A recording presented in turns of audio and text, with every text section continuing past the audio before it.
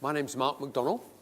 I'm the sales director of Neogrid, a company that you probably haven't heard of. Actually, Neogrid is not that small a company. We're around sort of 700 supply chain professionals, but we basically come from Brazil.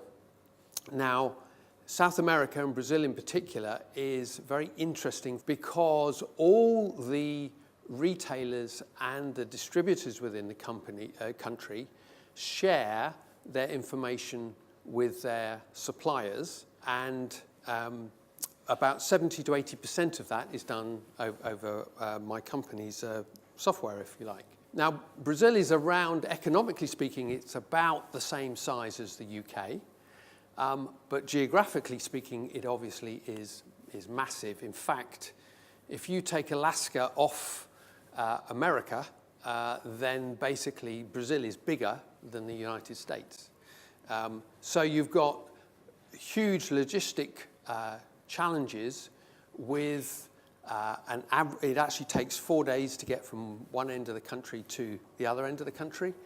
The average transit time is basically 2 days.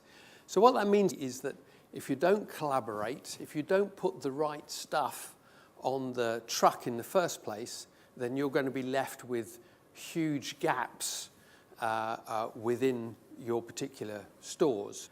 The other thing from that data, and there's about, I think we process something like 10 billion items of data a day, then we get a real good indication of what works within the supply chain. So what we do to help that synchronization is basically a number of things, starting with your internal collaboration, if you like, your S&OP type process, or external collaboration through things like collaborative planning, forecasting and replenishment. We then do a whole range of replenishment areas. We've actually got 34 forecast engines that we basically take around 3 years worth of data, and we'll then forecast last year.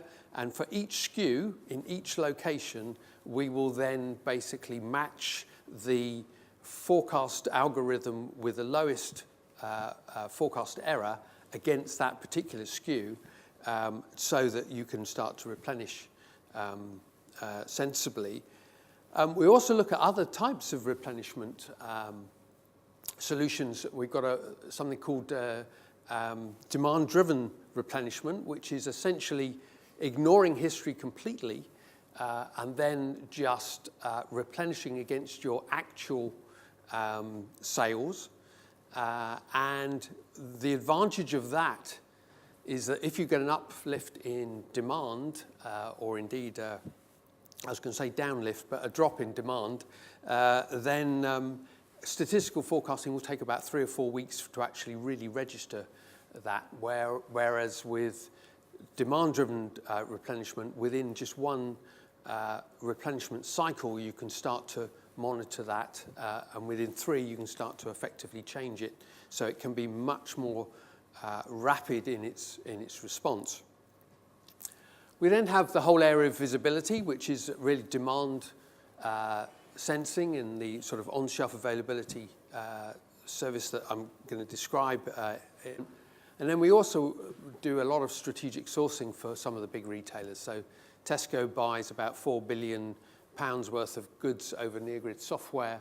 Kingfisher's another big customer, Auchan. But how do we do this synchronization? Well, what we try to do is basically give multi-tier visibility so that you can start to get closer to your consumer demand. We see that as the if you like, the holy grail of the ability to be able to use that real consumption to then start to input into your planning process, whether it be demand planning or your S&OP process and so forth. So getting as close to the consumer demand as possible. We then add in the algorithms, these 34 algorithms, to basically use machine learning to actually get as accurate a forecast as possible.